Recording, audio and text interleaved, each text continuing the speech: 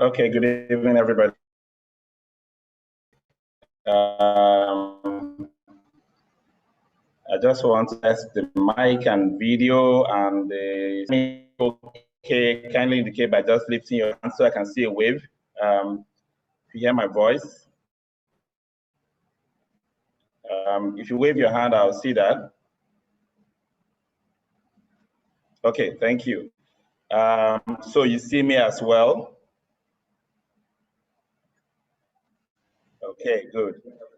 Very good. One more is my slides. It's showing, right? You're seeing my slides.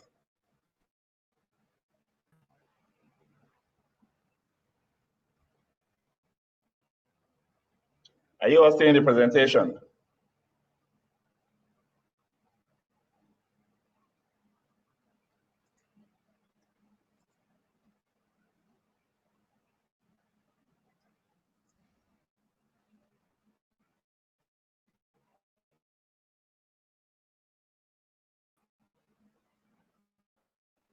Just want to confirm that you are seeing my presentation. I would allow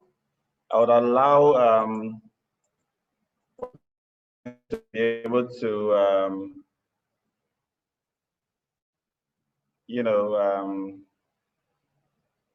respond. See if I can unmute someone.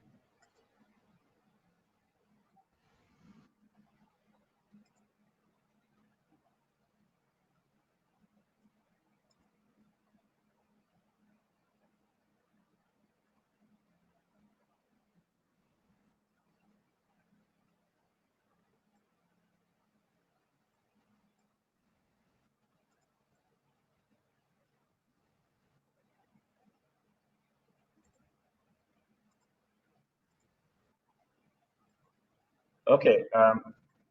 Does anybody see my screen that I've shared? Okay, fantastic. All right, I take that. Yes, sir. We can see. All right, thank you, Tim Tokwe. I see that everybody has seen the screen well. I'm going to go straight into today's lesson. We will not be taking out time to do introduction. The content is quite extensive, and I would like to start talking about it straight away. For today, I would like you to use the chat box for your questions, okay? So if you do have a question as the training is ongoing, just write your question into the chat, okay? So that way, I'll pick it up at the end of the training, so you would have answers to your questions. So we can have a more orderly question and answer session at the end of the day, okay?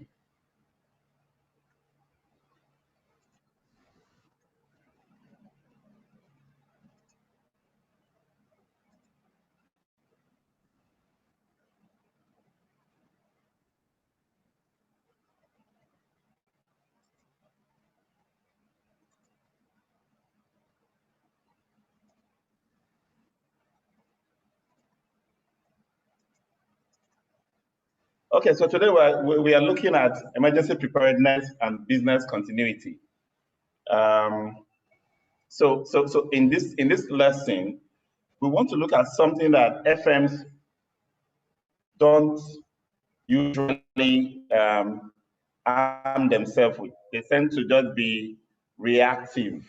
We tend to be reactive in the way we get things done as facility managers. A lot of us are aware of the things we should do in terms of routine maintenance, and then acting when things break, okay?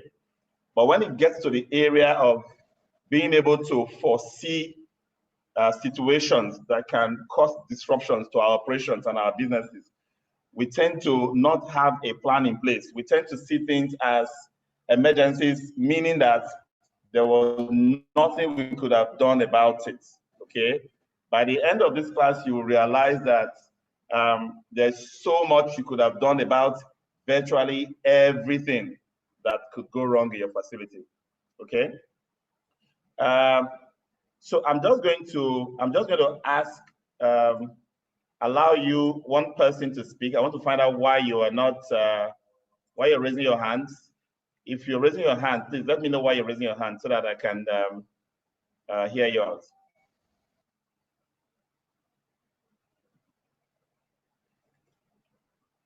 Okay, so please don't raise your hand if you don't have a comment. If you do have, just click on the chat. Okay. Yes, go ahead. So the box for dropping a message on Zoom is not available. You don't have the one for chatting me directly? Yes, on Zoom, yeah. Oh, okay. All right. So maybe in that case, I would allow us to do some question and answers. But write your question down, and if your question is answered before we get to your question, to the question time, don't bother to ask it again. If someone else's question has been answered that throws light into what you would have asked, no need to waste time with the question anymore. So you can write very cogent questions down. I'm going to take, give or take 6 to 10 questions. Worst case, let's keep it to that number, and then have those questions at the end. Okay. At the end of this training, as usual, anyone who's interested in the material, we all know what to do. For those who if it's your first time, I'm just going to read out the special number you will send, the SMS of what you learned, okay, by WhatsApp. At least 3 key points from the training, which you would have noted as the training is ongoing. So you can send that to us on that WhatsApp number. You could write a testimonial of how important this lesson has been for you. When we see that, the official in charge will send you the slides for this training, okay? The number is 080 220 20122. I'll take the number again for those who is their first time and they didn't quite pick it up that mention. 080 220 20122. That's the Max-Migold official phone number. All you need to do is just send your full name, 3 key highlights from this lesson that you picked out, and you'll get the slides. I'll repeat this again at the end of the training. For those who are not able to make the class, this is one class that's so important. We've made every effort to have some recordings. So we're going to be live on YouTube as well as our official Facebook channel, Max-Migold. So we're going to have that available for you as well, okay? All right, back to the lesson. Like I was saying at the beginning, what do facility managers do? We provide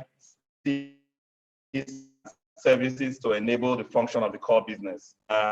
Responsible for the productivity of the core business as well as the well-being of the users of the facilities that we manage, who in themselves are the producers of the core business. So in effect, we enable the success. We provide sites, places, and services that enable the success of the core business. Without facility management, no business can succeed.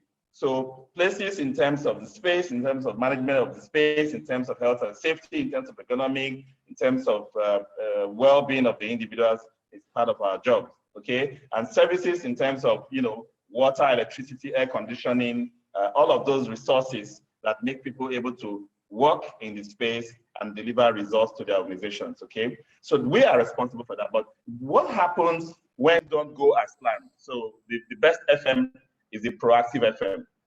And the proactive FM has an operations plan. The proactive FM has a maintenance plan. The proactive FM also has an emergency preparedness and business continuity plans. The proactive FM has a set of planned inspections and management by workaround activity that takes him out to go and see for himself what's happening in the facility, what the experiences of the building users are, and what challenges and experiences his workers have in the facility, so they can make corrections to issues. And also in that inspection, pick up defects here and there that it needs to proactively fix before they become complaints to the customers.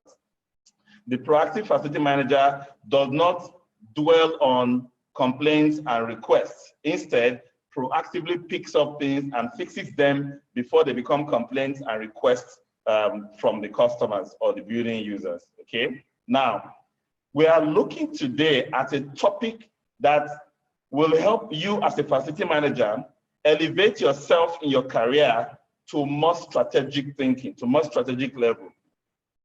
We're going to move away from that mindset of, I tried my best, but unforeseen circumstances are the reasons why I could not deliver a certain solution, why I could not provide a certain support, why I could not help my organization succeed, okay? Those unforeseen circumstances are the things you want to make foreseen and plan for. So like I mentioned, your maintenance plan, your operations plan, your inspection and management by working around plan, you're also going to now have your emergency plans, which constitute all your risk management activities, such that you can now confidently envisage things that are going to cause disruption to your operations and your business as a whole. So listen up, these are the kind of things that when you start implementing in your organization, you are going to rise very quickly. You're going to be seen as a strategic partner. You're going to be seen as one who understands the business, who can prevent failures of the entire business by putting in place things that will make that business not fail, okay? So what's emergency preparedness? It is strategic. It's a managerial function that deploys processes to create framework. And the basic function or activity of this framework is to focus on risk, identify, track, document, mitigate vulnerabilities to workplace hazards, up to and including catastrophic disasters. What are we saying here? All the hazards that could result in risky disruptions. You start by identifying them, which means you have to put on your thinking cap and have a process of working your way through a long list of potential vulnerabilities to your operations, okay? You develop a plan to address the maintenance of essential functions of the organization, such that if there's going to be a disruption on your location, on the space you're occupying, do we have an alternative location? The vendors that supply services to us or supplies goods to us, do we have 100% dependence on them? What could go wrong with their own operation if they don't even have their own risk or emergency preparedness plan? How are we going to have alternatives? How do we communicate such vulnerabilities to our business? And how do we manage risk related to disasters or emergencies, including security, customer contacts, all kinds of data that will help us to get out. First, you're thinking first, you want to pick all of this information, analyze them, and put plans in place to help you what? Mitigate those hazards, to prevent them from causing disruption to your business. So think about it. Have you ever sat down as a facility manager and said, what are the things that could cause disruption for us? Have you made a list at any time using several categories? A lot of times the FM will say the electricity went off because we're used to electricity going off, right? But did you think about that in itself as an emergency? What do you have in place for the critical operation activities to continue, not to be disrupted by that power going out? Okay? You take that all the way to flooding. We live in a city where you could have rains for days.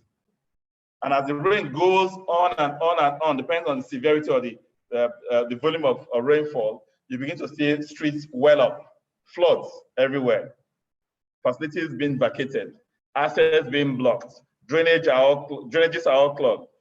What do you have? The FN comes to say, oh, well, everybody sees this as a general problem. There's flooding in the whole neighborhood, and as such, there's nothing I could have done about it. No matter what the emergency is, your job as a facility manager is to identify what are possibly going to go wrong, list them, and then we'll move on to the thing you need to do. What is emergency preparedness? The state of being prepared for all types of emergencies and being ready to respond to save lives and property and to support a return to normalcy as soon as possible. In effect, because you have identified, you've envisaged all the possible emergencies. It's not as if you're praying for them to happen, but you need to be conscious that they might happen. They could happen. Your building could be broken into. You could have flooding. You could have power failure. You could have leakage from your tanks that causes oil spills and all whatnot. You could have, mixed grants break into your facility or deface your fence or your walls. If they happen, do you throw your hands in the air and say, oh, wow, I didn't see this coming.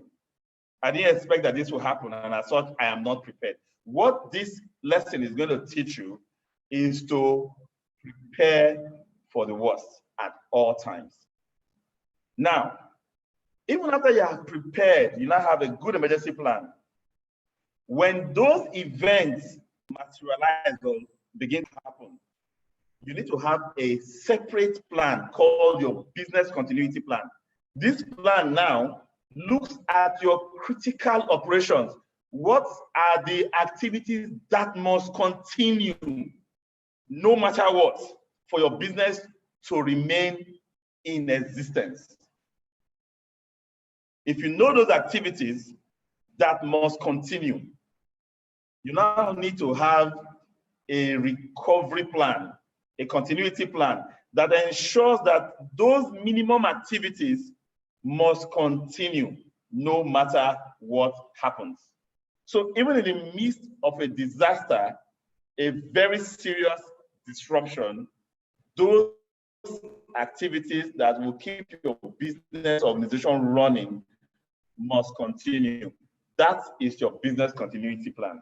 So there are actually two different plans. One, the emergency preparedness plan anticipates and prepares to prevent, mitigate, and whatever you can do to either make that hazard or risk or emergency not to happen or to mitigate its impacts.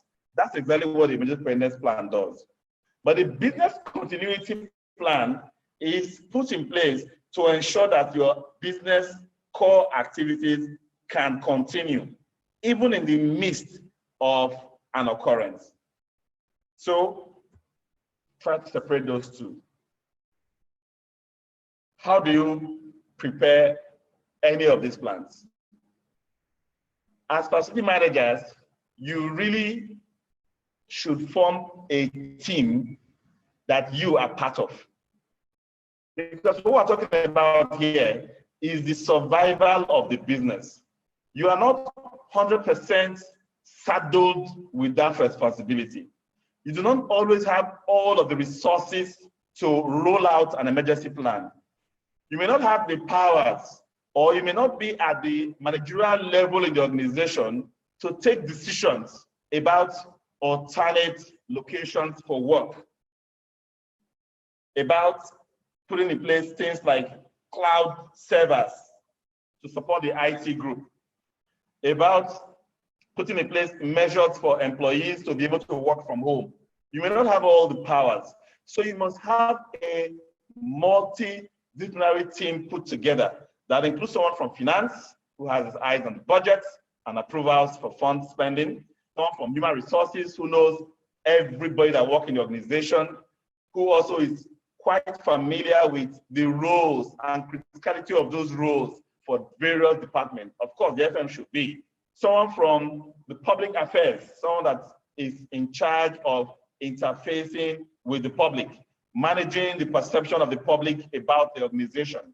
Someone from legal, people from operations and production who form the core of the business, and then facility management and the team, okay? And even you need to also consider people from outside the core business. So people who are tenants to the organization, vendors who provide services, regulatory authorities. You could have input from them as well in constituting this committee. Okay, so this committee's job is to walk through an outline for a business continuity plan or an emergency plan or both. You as a facility manager stand at the center of this. In fact, if you are really relevant to your organization, because of the importance of place and services to the success of your organization, as well as the importance of or the risk that your space and services, a disruption in provision of space and services can cause to the business, you become a core member of this committee. You may be the head of the committee, you may be a member of the committee, but you play very critical role. For example, you must be able to support, in many cases, lead the emergency preparedness plan. Because if you take a list of all the disruptions that could happen to your business, you probably will find that more than 80% of the items in that list come to you as the FM to take care of. You need to be paying attention, okay?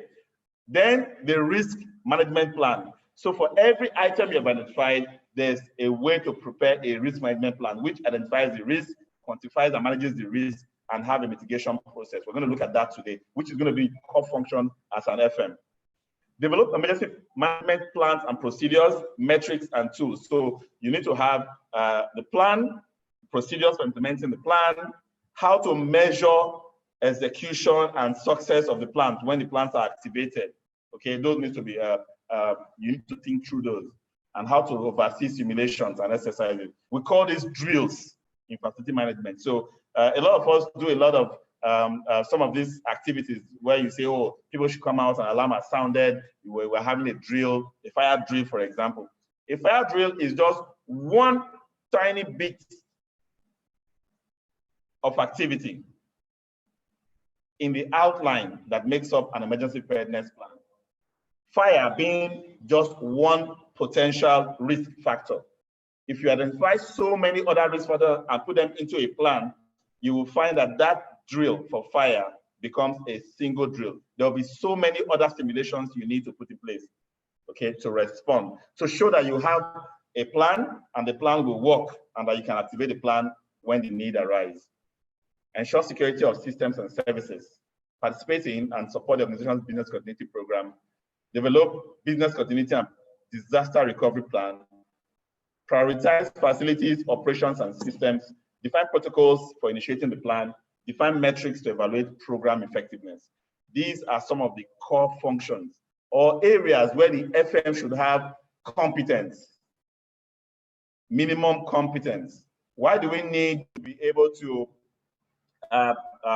participate or deliver emergency preparedness and business continuity plans?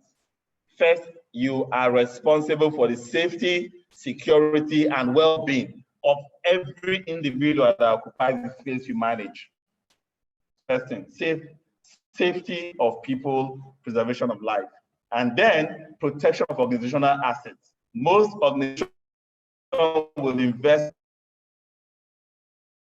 in buildings, equipment that will be put in your care as a facility manager. Okay? You want to ensure that mission critical processes are able to continue. And then emergency preparedness and business continuity is also compliance to laws and regulations. The law expects or requires that as a business, you have a plan in place to protect the lives of people who come in, the workers who come to work at the organization, and the assets that are the investment of the shareholders. Insurance organizations are also concerned. If you are not proactive in taking care of your own risk management, then your risk profile will be very high, which means that your insurance premiums for property insurance and for other kind of insurance might be higher than necessary. And then you can increase stakeholder satisfaction. People tend to have confidence in your organization, in your ability to deliver service for them. If as a vendor, for example, you have this plan in place, your customers will have confidence that you will not disappoint them and your business is not going to go bust suddenly. And then with this plan, you are able to communicate better with your team and plan effectively, because basically you're not going to be hearing excuses and complaints from team members, because they have all been taught in the prevention, in means of preventing errors, mistakes, or hazards or disasters. They have all been taught this plan, and then you become more efficient as an organization, and you'll be more proactive. Okay, and of course, if you are more proactive and all of this come in place, you will have decreased vulnerability to litigation. Customers will sue you less. People who work in your place will not go to court to go and sue you for negligence when they get injured in the environment, because you had a plan and you taught them the plan, and it's probably their own negligence that made them to suffer the injury that they are probably complaining about.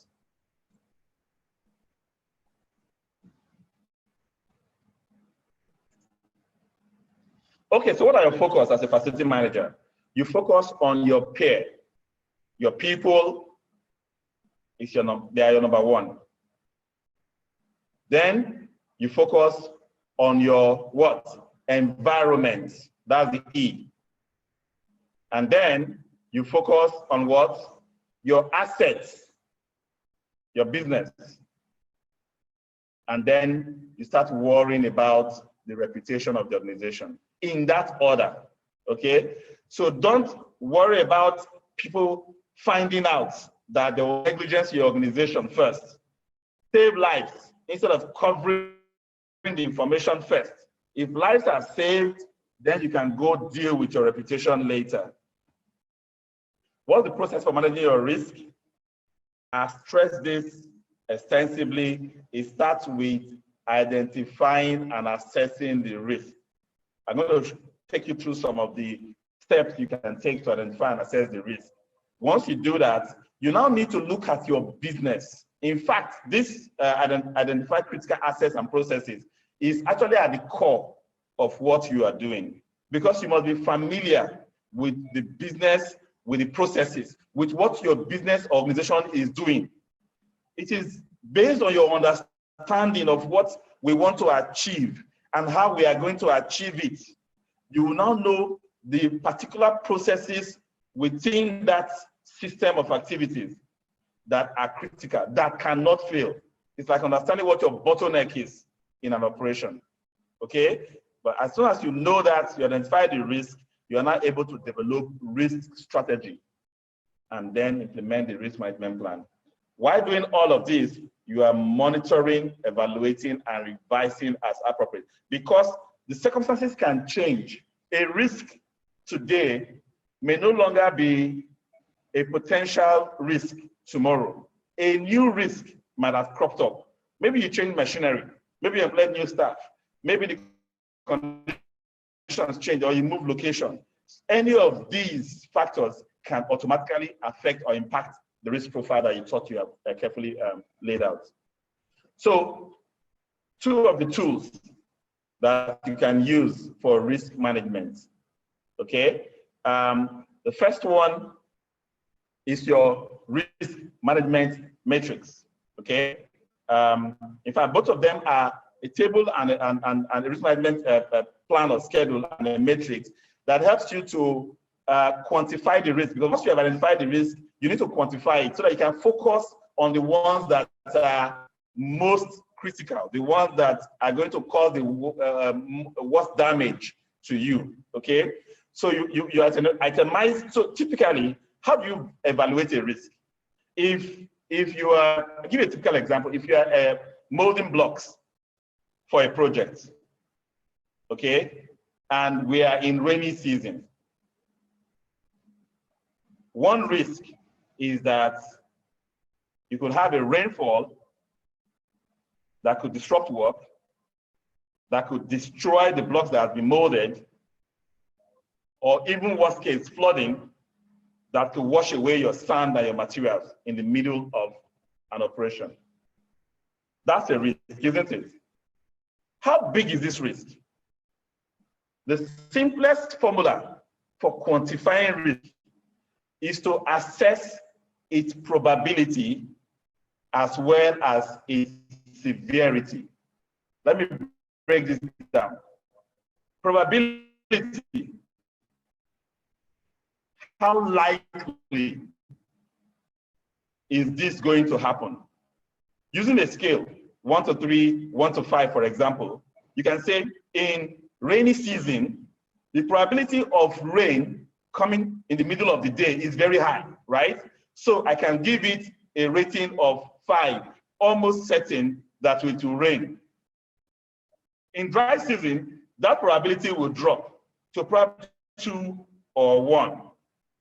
In effect, it would affect my risk quantification for that particular risk. Now, what's the next item? Severity. If it does rain, how dangerous or how destructive will a rain be to my block molding operation? If it rains, will it stop my work, destroy all the work I've done during the day? That would be like a 5. Well, maybe a 4. Would there be an injury to my staff? That would probably be a 5. Okay, now, how do I get my risk? I'll multiply what I have assigned as probability by what I have assigned as what? Severity. If I multiply the two together,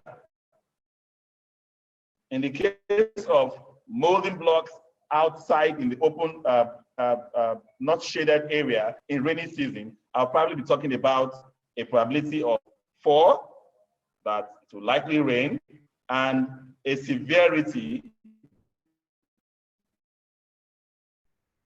or impact of 4, 15. Mind you, in a risk evaluation, that you are using a scale of 1 to 5 to do that assignment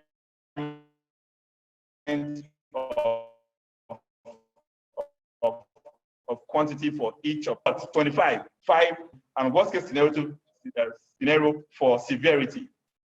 That is going to be totally destructive, right? 5 times 5, that's 25. But for other risk items that are not so probable, take for example, the likelihood that an aeroplane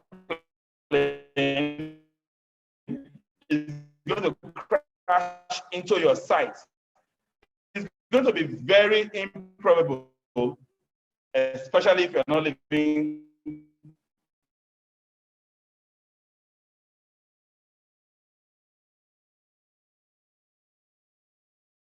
would definitely be fatality, isn't it? So what happens to your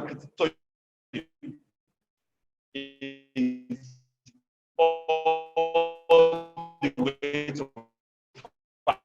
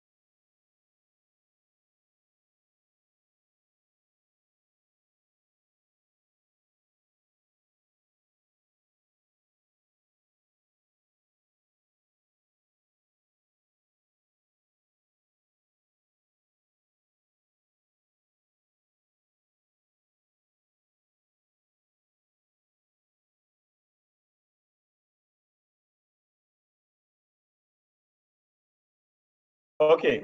All right. So you see me, right? And you hear me. Everything's okay, right? We're back up.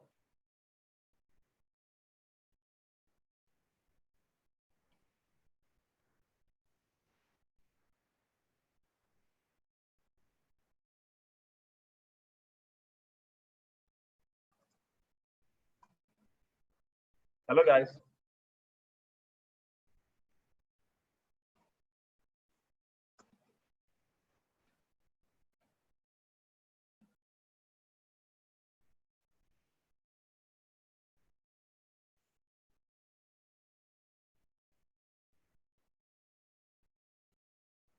Okay, we had a slight disruption. I just want to check that we are all connected.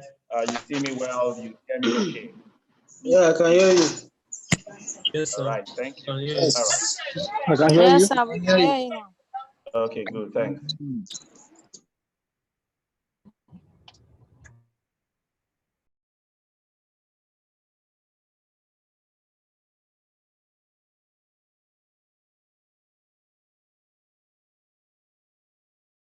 Okay, so I was just giving that example, and I tried to compare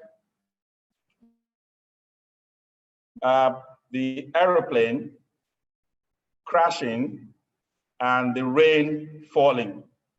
Just by the sound of it, you would think that the aeroplane crashing is a bigger risk. But the truth is, it is rated at 5.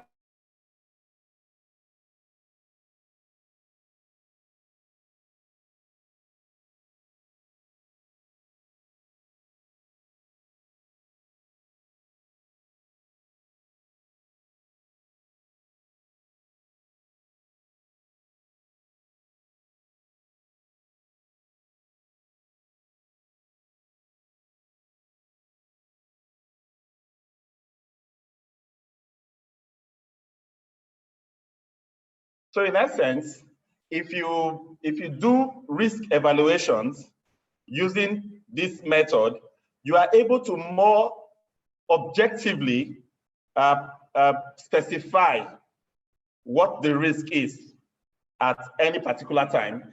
And then, because you have done that, you will now be able to create what we call acceptable threshold.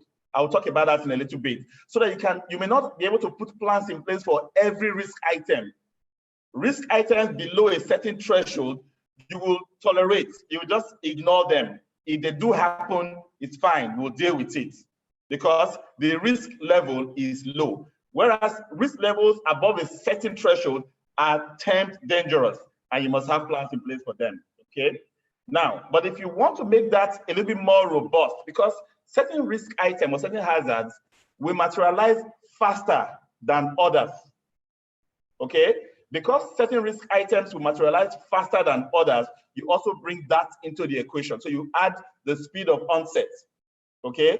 Now, for some risk items, you already have mitigation in place. You already have proactive plans in place. For those ones, you will now indicate what mitigation you already have in place. That comes in. So this is more like reducing the risk level, so that you can start talking about residual risk. If you apply all of these 4 factors and you rate your risk in a scale of 1 to 3, for example, I would say water supply disruption will be what? 1, unlikely. If you are generating your water yourself, so it's unlikely that you will not have water. You have a big storage tank, for example, right? What's the speed of onset? 3. That means it could be sudden. It could be something that maybe a pump broke or a tank leaked out or something sudden happened. What's the existing mitigation in place? You could decide.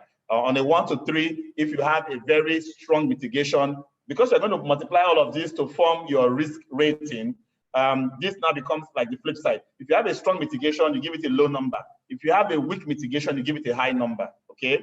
And then the severity of impact as well. You pick that. So you put all your risk items, events or threats, and then you give them a number using your scale. People use 1 to 9, 1 to 7, 1 to 5, 1 to 3. Just pick any odd number as your range.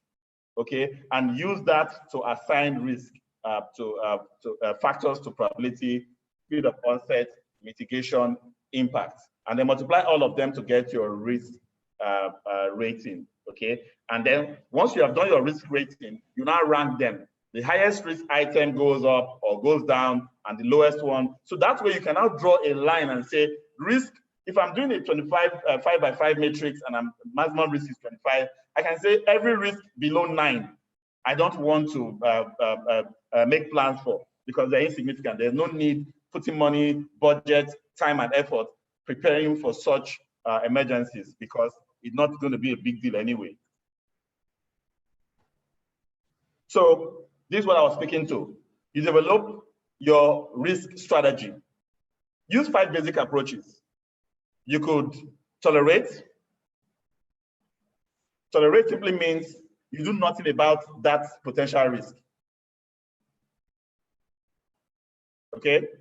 You just let it happen. You could avoid.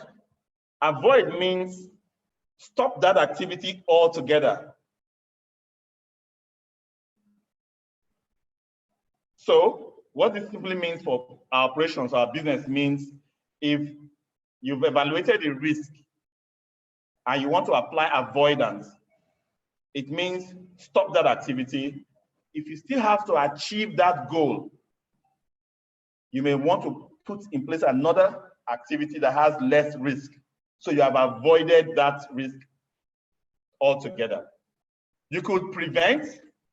Prevention is a process of separating the risk from the impact, basically, or from the contact. If I have water on the floor, and this room is supposed to be a training room, if people come into this room, they will probably slip and fall, okay? And I want to prevent that. If I lock the doors to this room and we don't come in here for the training, I have prevented that risk from happening. If I make sure there's no water source, I have prevented that risk from happening. Mitigation means that you envisage, anticipate the risk. You definitely know it will happen, but you are putting plans in place to reduce the impact. It's going to rain, and the rain will destroy my block work. I have some nylon to spread over the block work. That's mitigation. I'm not stopping the block work, avoidance. I'm not ignoring the rain and allowing it to spoil everything, tolerance. I'm not moving into a shade, prevention, to separate the rain from contact with my work. I'm mitigating. The work will still go on under the rain, but will be covered with some nylon. I could also transfer. Get an insurance company to take the risk. Get a contractor to take the risk. These are strategies, that you can consider when putting in place mitigation. And then you have your emergency plans. You put your plans in place. Your emergency plan is a write-up, a document you prepare that basically itemizes all of the things you have been planning and working on. So state of authority, you quote the business, the building codes, relevant standards. You indicate your objective as an organization, of objective of this document. You put in a scope. Your business continuity plan or emergency plan may not cover everything. You indicate what the scope is, create some boundaries, situation and assumption. What are the assumptions in place? Who has the powers? If you have the powers, indicate it. If you don't, and it depends on certain other conditions, indicate it. Okay, how are these emergency conditions triggered, for example? Who triggers them?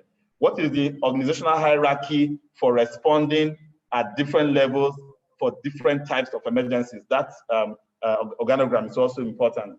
How will this be communicated? The drills that will be done intermittently to validate that this plan still works. And then how this plan is maintained. Basically, what that means is if you have a plan in place in 2016 and you have not reviewed it since 2016, that plan is still. So often you must have a plan in place to go back and review the plan you have in itself. So the plan, the emergency plan, must have a part of it that discusses how we are going to review the plan. So in essence, this is going to be reviewed every 6 months or every 1 year, it's indicated. Who will do what as part of that review process is there, okay? And how the document will be versioned and distributed. And then there are some other items you must also attach, like appendices, contact lists of vendors, of stakeholders, regulators, customers, and all of that, policies that should be referred to, policies that will guide the entire emergency process, policies that will be amended or waived or suspended because of the emergency plan will all have to be indicated there. The scenarios, likely scenarios, especially if you have a history of emergencies in the past or emergencies with other organizations and similar industry and similar area, you put those there. Supply list, inspection and maintenance schedule, fiscal plans, auditing strategy. Those ones you put them as separate documents as part of your emergency plan. And then for your business continuity, it's very similar because this one is a plan that comes into place when the emergency has happened. So you are looking at things a little bit differently here. What are the conditions that will be in place for us to activate this business continuity plan? What are the assumptions we're going to have in place?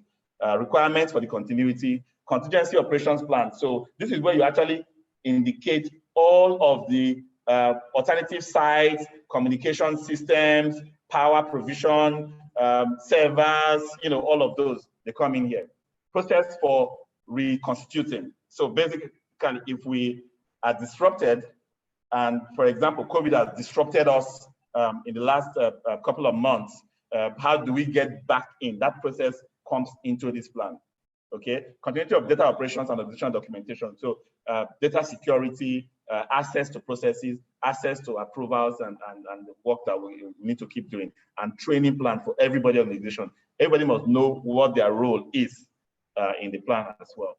And then just like the emergency plan, you need to have your plan evaluation and audit as well.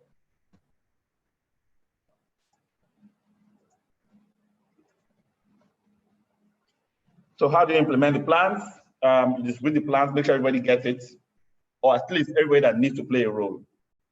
Okay, create, review, implement related policies. There are some policies and procedures that you have in your organization that may need to be amended because during an emergency, okay? And then you need to write deliberate policies that will be like the legal backing for this emergency plan. Review and revise job descriptions. People will be assigned roles to perform during an emergency, okay?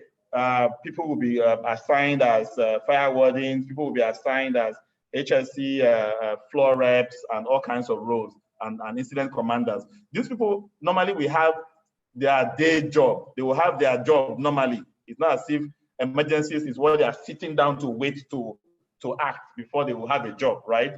But because you are going to assign them a role in the emergency planning hierarchy or organogram, you must include that in their job description. So that way, when you're providing specific specialist training to respond to emergencies, they will need to be trained, okay? So that they understand exactly what is expected of them. And then you need to also have continuity kits, the tools that will be needed if the facility is unavailable and business continuity plans are activated. So what would you need to have either at an alternate site or in the current site, but placed in such a way that it could be easily moved quickly to a new location, okay? So some of these include hard copy of business continuity plan. People should be able to refer to it at the critical time, not to forget items in it. Team contacts, you must be, must know where everybody are at a particular time. So their contact, their cell phone, their private phone number, if possible, secondary phone numbers or family members that you can use to reach them in case of an emergency. Hard copy of succession documents. Okay, if you have people in certain positions, it's always important to have an alternate for virtually every critical role or every critical task. If you don't have alternates, if the emergency affects somebody who's going to play a critical role and there's no alternate who's been trained and taught and told that he's an alternate, what's going to happen is that the entire plan may be frustrated. Okay, plans for your employees. People have been talking about work from home, work from home. What does it mean to work from home? How many of your employees have power in their houses to work?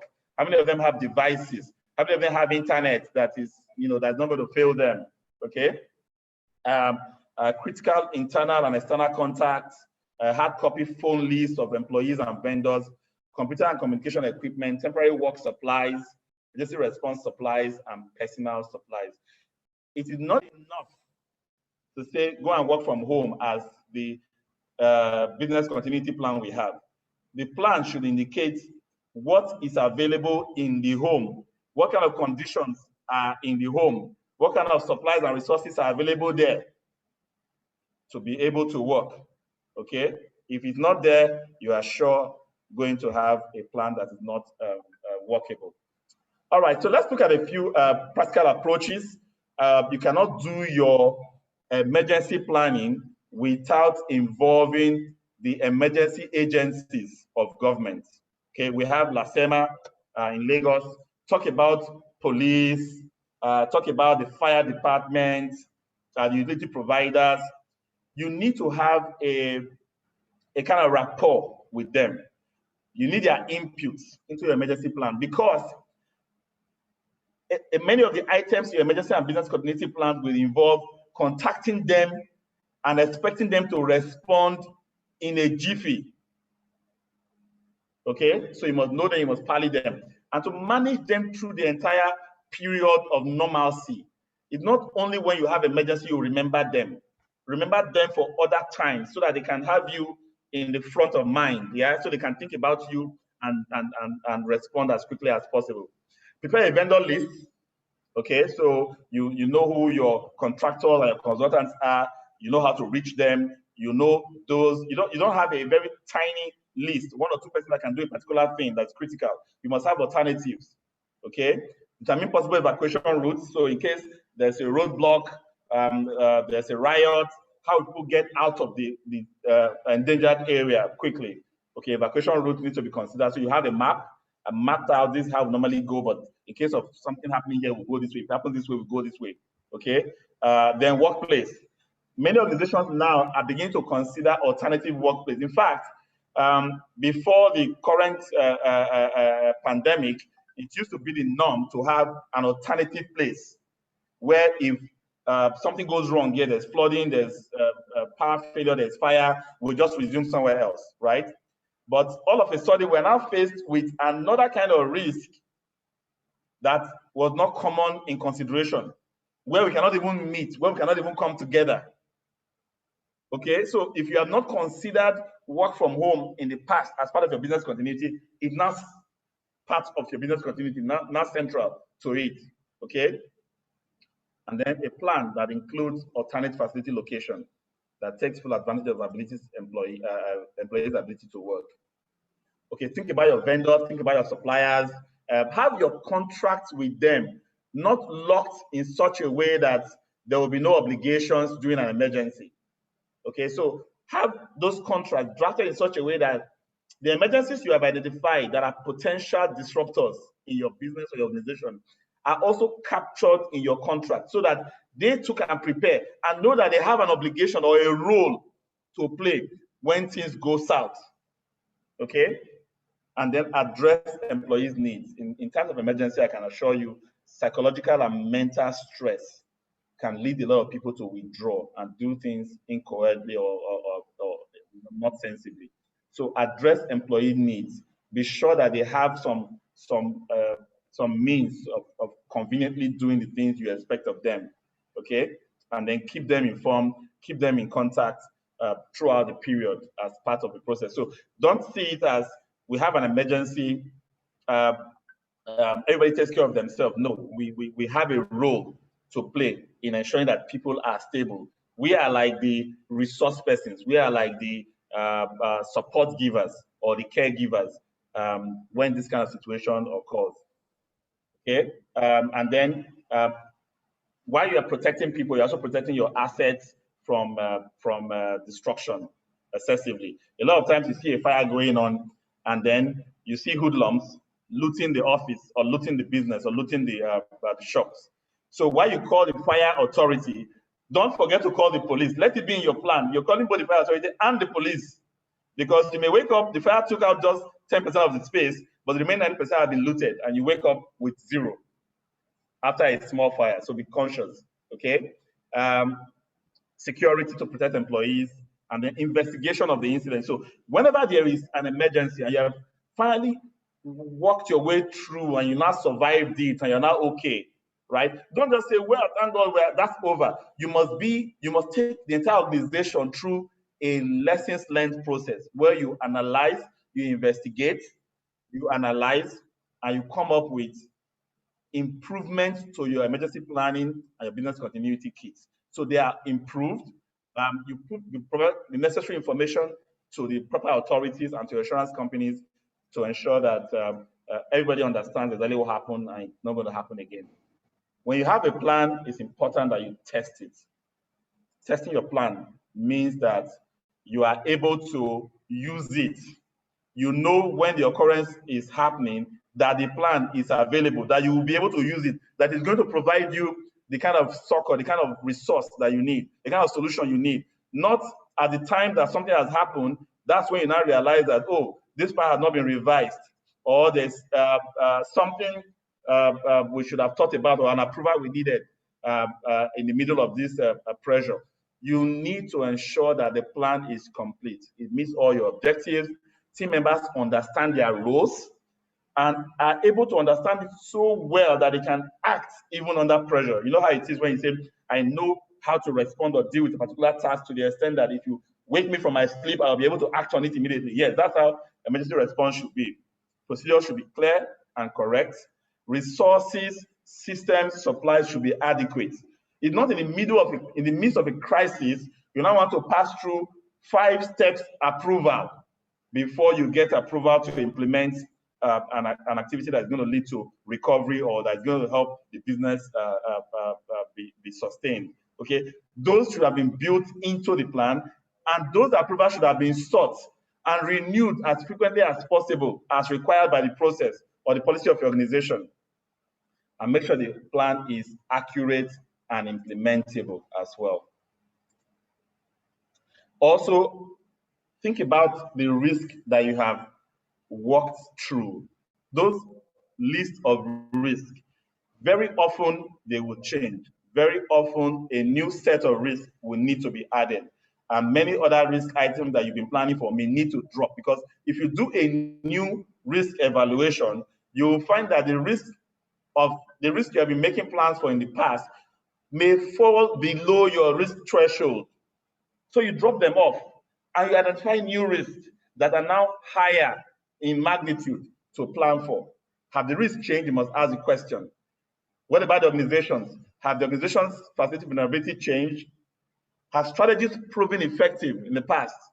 Are the training events effective? Have we identified prevention and mitigation measures? Have they been taken? Are policies and processes still effective? Are plans still aligned with the organizational strategy? Have functions or processes changed? You need to ask all of these questions, because you don't have a plan if the plan is not workable. If you pull up the plan later and say, oh, well, this plan really has this issue, or we did not we did not think about this aspect of it or that aspect of it, that plan is not an effective plan, okay?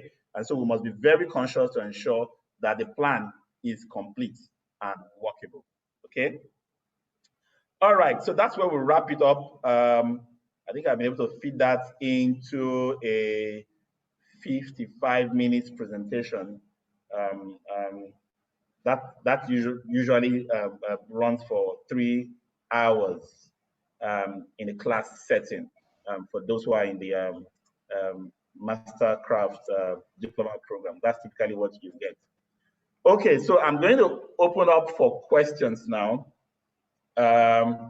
Please keep your mics still muted.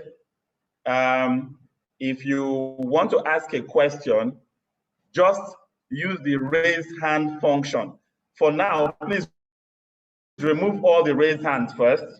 Remove all the raised hands first. I have about 7 people who have their hands raised on the system. Remove all the raised hands, and then raise your hands now so that I know those I'm going to call to ask questions. I'll call you by name because I would have noted your name now by your raised hand, okay? And then if I call your name, you will be able to speak. I don't want it to be rowdy today. So it's a bit rowdy the last time, okay?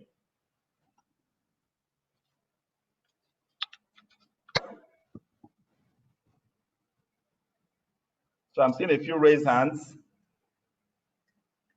By the time I allow you to unmute, if I didn't call your name, please don't unmute.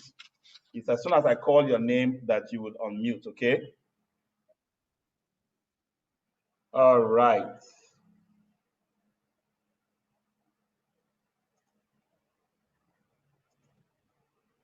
Okay, I think I have quite a handful of raised hands, but I'm going to freeze it at this point. I have about 11 or so. I'm going to freeze at this point. If you raise your hand and before it gets to your turn, your question has been answered, please just drop your hand, okay, so I can move on to the next person, okay? Thank you very much. So the first person, and please, if your device is not your name, if I'm seeing CCQ, Techno, and all that, I will not acknowledge you to ask a question. I need to know your name, okay? And when you please ask your question, kindly pronounce your name. All right, so I'm going to take Ladele Femi. Please ask your question. Okay. Good evening, Mr. Paul. Yes, I would like to say I wasn't seeing the presentation, so I was only seeing your video, just you, and then I was just listening. I don't know why. But my question goes to I work in an organization whereby we have the facility manager and we have the director of works and engineering services. So, who is my boss? So in that case, he wants the technical staffs to always report to him directly. So there are a lot of things that he wants to be reported to him directly, in which affects my own function and to be able to maximize my potential. So in that capacity, and there's a lot of not in the loop, they don't put me into a certain things to help them make certain decisions. So in that decision, what can be done? Can I do?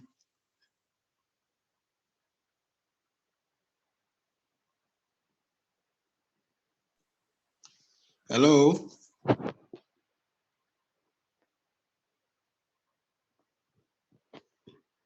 Hello.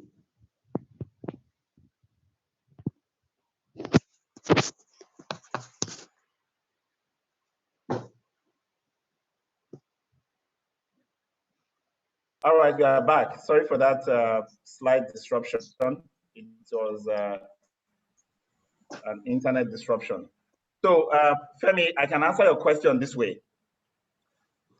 The head of Director of Works and Engineering Services is actually the Chief Facility Manager of that institution. Mm-hmm.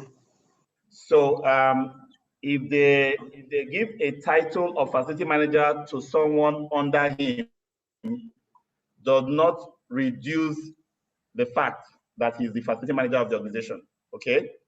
If Yes, you, okay, as Facility Manager employed to work in that organization, fully understand your role as Facility Manager, you will see yourself as an integral part of the entire department as one department of facility management, instead of trying to create a silo or division. So instead of saying, I am FM and there are works and projects, and as such, I should have this and that under my purview. No, see yourself as a member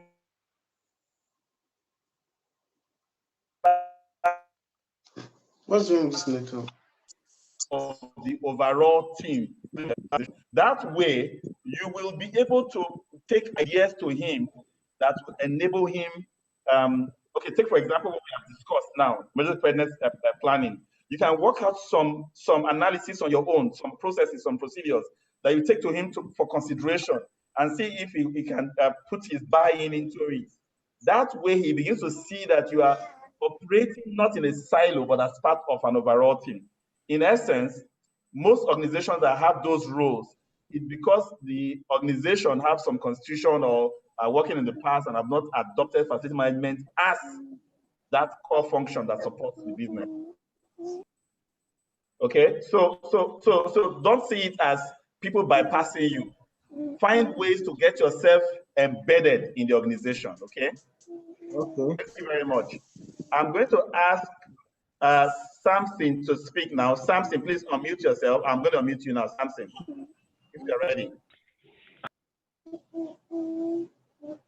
Hi, Paul. Good evening. Good evening. Yeah, it's been a while.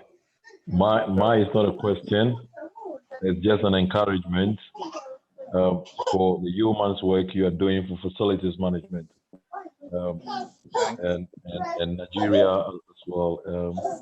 We thank you and more grace to your elbow. And I just want to encourage you to carry on the good work. Yeah. So cheers. We'll talk later. Joshua Apia, please ask your question. Good evening. Good evening. I just have a very few questions to ask. Let me start with the first one. You say it's good to always create a contingency plan in a situation whereby we've done the risk analysis, done everything that the situation occurs where we didn't make plans for those unforeseen, let me call them unforeseen circumstances. What do we do in those cases? Yeah. Okay, so you now have a situation where you already have a list of listed risk plan, and something outside it now happens. Yes. Yeah. Yes. Okay. So this is what happens in nature, because you have been doing diligent work in identifying risk and planning for them. The likelihood of those other situations coming to play out is reduced. That's your first accomplishment, okay? Now, because you now have the capacity to plan and mitigation and prevention mechanisms and put them in place and implement them, when new things happen, you already have learned how to deal with them, okay? So that's the additional advantage you have. Pardon? Hello?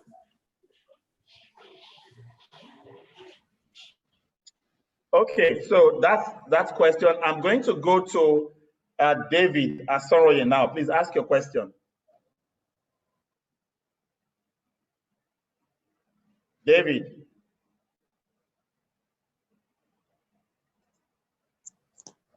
Hello. I've unmuted you now. Go ahead. All right. I was trying to unmute myself. It wasn't able to. So I want to do that. Okay. So you're talking about risk, identifying risk, but by then your screen was not able to show. So I didn't really jot down that and that aspect, and I didn't really get it about identifying risk. Okay, identifying risk. Okay, so basically, the process is very simple. You get yourself to the point where you understand all your organization is trying to achieve. Understand all the activities and processes that lead to it. Because you understand those processes, you can now look at possible bottlenecks and possible disruptions to those processes. Okay? And you list them out. That's how you build your risk, to identify your list of risks. But you do use brainstorming for this. It's not something one person can sit down and develop. You need to actually use brainstorming where you have more people think about it in their own area of work, in different categories of assessment, so that the list can become very much a very long list that you can now use risk evaluation mechanism using the probability and severity matrix we talked about to quantify them before deciding on the threshold and deciding on those that you want to plan for, okay? All right, Steve A. I'm unmuting you now. Steve A, your question, please. Okay. I'm going to Joseph Adedire. Please ask your question, Joseph Adedire.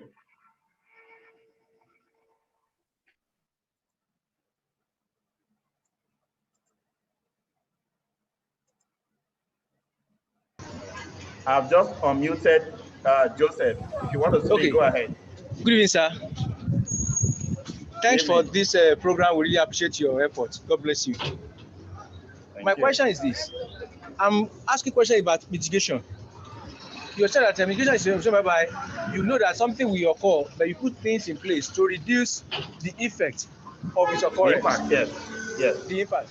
What can one now do? Whereby, let's say you are expecting 1 to 10 to occur, and you have already put mitigation in place to reduce the effect. But when that thing is now occurring, it goes beyond your expectation. What can yes. You are expecting 1 to 10, then you are not expecting. You are not seeing 1 to 20. I actually answered this question before. You have built capacity now because you've already started doing planning for. You already now know how to identify. You know how to anticipate, right? If something comes about that is not part of what you have planned, right? No problem. Deal with it as an emergency. Then go back and revise your planning to include that item, okay? So that next time it doesn't repeat itself. Okay, I'm going to ask SA to speak. SA, that's just. Okay, Mr. Paul, good evening. How are you today? Thank you for the session. Thank you. Yes, my question is related to getting management buy-in. You did mention that the risk assessment process should evolve through a brainstorming session. And most times you see that some management team or some people don't want to believe in the occurrence of some of these risks. I've had instances where I've done so many risk analyses. Then you go and ask, okay, what do you think about this? In fact, at some point you will say, okay, just keep that document. At some point they will tell you that don't worry about that policy for now. So my question is, do you have an approach to lure, let me use that word, to lure the acceptance of some of these very, very essential tools for organizational growth? Fantastic, fantastic. Thank you for that question. It's a very valid and very intelligent question at this point. So your ability, okay, so if you want to grow and move up the ladder in your career, in your organization, you must be able to get two things right. One, you must be able to develop analysis of and produce processes and procedures like what we have discussed today that are well thought through, that are convincing enough, that shows your understanding of the highest level of strategic consideration in the organization. If your plan that you presented is wishy-washy, is not detailed enough, or does not capture the thinking of management, they will shoot it down. So that's the first consideration. Put a lot of effort into understanding. In fact, make yourself able to think like that manager, that director you want to present this plan to. What objection will he have against the plan? How will he see this plan? You need to put in enough information. In fact, write down as many objections that you anticipate and answer them yourself. Use those answers to improve your plan before you go to him. That makes you proficient in analysis. But then there is the second part to it. Your analysis can be very watertight. I mean, very, very, but you may not be a likable person. You may not be that person people want to entrust with responsibility. You may not be that person that people want to have, they tend to have confidence in your ability. There's a suspicion that this is copy and paste, or what you are doing is eye service or showmanship, or this is not a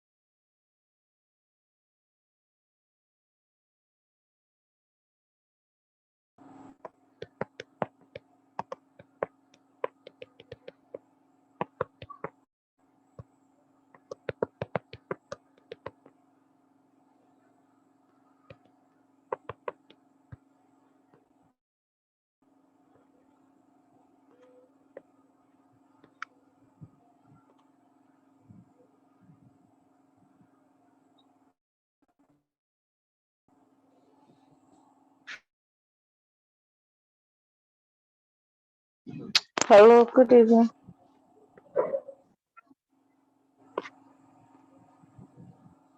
Hello,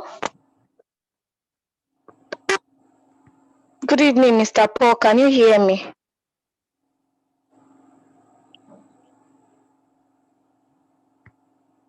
I hear you. Please go ahead. Okay, thank you very much for the presentation and the teachings. But while you were teaching, I stopped seeing your slide. Is it possible that you would share the slide with us? Then yes, you know what to do to get a slide. Just send your name, your full name, 3 key highlights from this training to our official number. I'll give you the number now and then write it down. 080 220 20122. 080 220 20122. And you will get the slide if you write just your full name and what you learned from this lesson, okay? okay. Also, Damilola, you can ask your question now. Hello, can you hear me, sir? Yes, I hear you. Go ahead. Okay, hi, sir. Thank you so much for this platform. Really, really insightful. So now, my question goes this way. I don't know.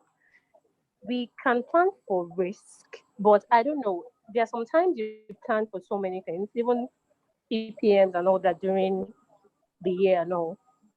But I don't know. Sometimes, a few times mistakes could happen and all that. But I don't know if it is possible for you to plan for mistakes also, because some mistakes can be very, very costly, especially when you have the plan mapped out and at some point it just goes wrong.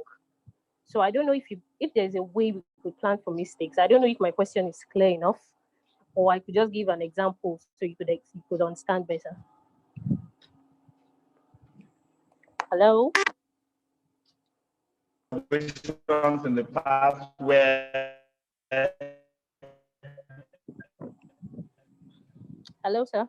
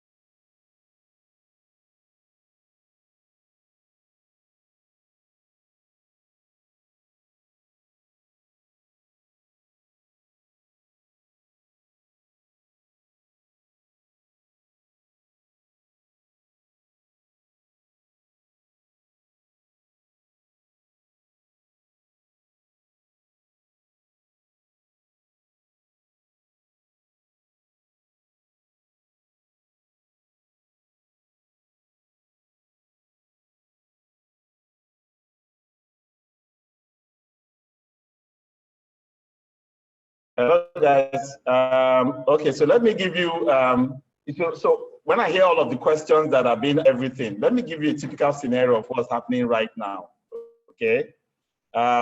Before this class, I have done for all my classes, these same principles we are discussing. Discuss what can go wrong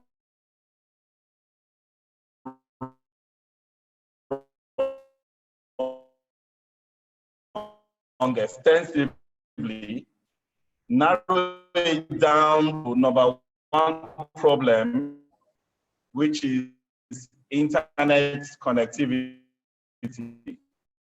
An Airtel router, an Airtel modem, an Etisalat modem, a TZT LAN connection, you know, and then a line, all on standby in case one network becomes, you know, plan one, backed it up and backed it up and backed it up. And what do you get as part of the experience? 5 disruptions in a training of 1.5 hours. So in essence, you can only do so much to prepare, to plan, gain the capacity to be proactive, to be able to look ahead and be able to put plans in place that are effective, but that you are able to prevent 100% of all disruptions is not possible.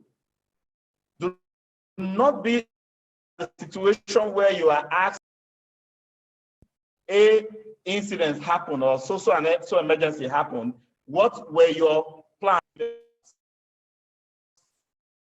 You anticipated it. What plans did you put in place? No plans, that's a failure on your part.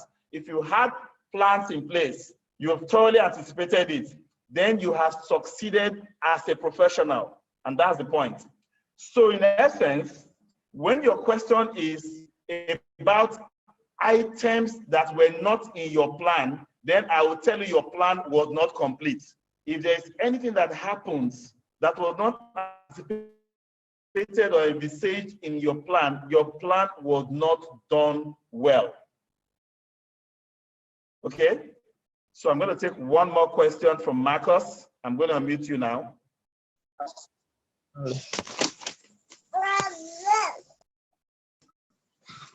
Hello, good evening, sir. Yes, go ahead, Marcus. Good evening. I wanted to ask, when is the right time to do a fire drill to know when to enlighten your staffs about a fire drill? Okay, thank you for the question. Fire drills are planned by a few people, okay? People are taught in the organization what the drill entails, not as a drill. They are actually taught what would happen in case of a fire. There will be an alarm and they must act in certain ways, okay? That's what people are taught. They don't necessarily need to know that there's going to be a drill or something is called a drill. Whenever the alarm sounds, it should sound as if it's a real fire, and people should behave as if it's a real fire. Nobody in your organization should be behaving as if it's just a drill. Then you have failed in your duty. So plan your drills, but don't communicate the schedule of drills to everybody. Otherwise, it's no longer a drill, okay?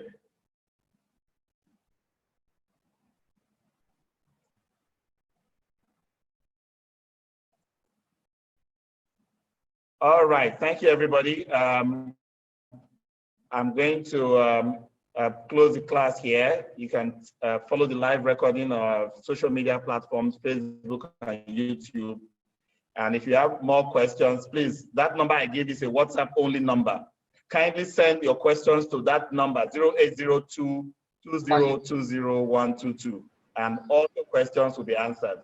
All of those who are interested in the Mastercraft Diploma, please proceed to maxmigold.com/FMMC and go ahead and do your registration. The class starts on the 26th. This current class is going to be completely on Zoom 3 times a week, 4th and Saturdays, okay? Thank you very much and have a nice evening. Thank you, Mr. Paul. Thank you. Very much. Thank you, Mr. Paul. Thank you, Mr. Paul. Thank you. Bye. Thank you, Mr. Paul. Good night. Thank you. Thank you, Mr. Thank Paul. you. Thank you. Mr. Paul. Grateful for Thank the you, sir, Mr. class. Paul. Thank you.